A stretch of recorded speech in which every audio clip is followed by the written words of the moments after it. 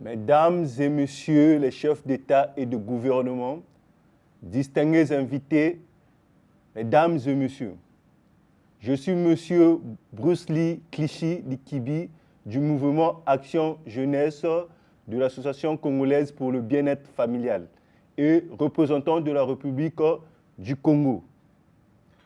Aujourd'hui, la menace sur le changement climatique est grandissante.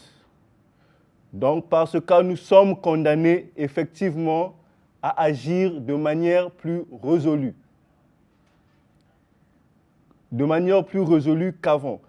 Parce que face à l'ampleur de la tragédie, notre pire ennemi, c'est la résignation. En effet, selon le rapport national de suivi des progrès sur l'évaluation vers l'atteinte des EMD septembre 2013, les gaz à effet de serre ont affecté les rythmes saisonniers et certains domaines de la société. Il convient de relever que les forêts congolaises ont atténué le captage en CO2. Les forêts congolaises ont absorbé 97,582 grammes de CO2 et ont émis 24 850 grammes, soit 7 729,6 grammes de CO2 séquestrés. Cela s'explique par la couverture forestière du pays, soit 22 512 100 000 hectares en 2000.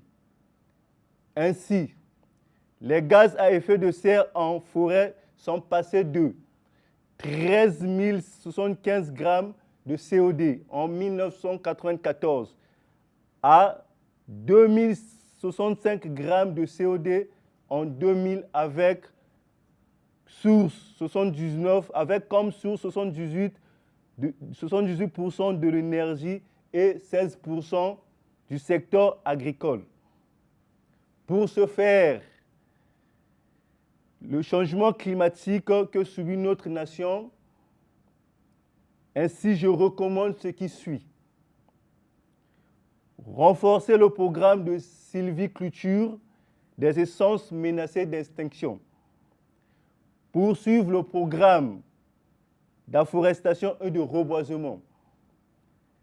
La création d'un environnement favorable à l'investissement privé. La promotion des petits producteurs dans le secteur forestier, avec 3 sous-composantes. Le reboisement, les plantations forestières et les petites et moyennes entreprises forestières de transformation forestière.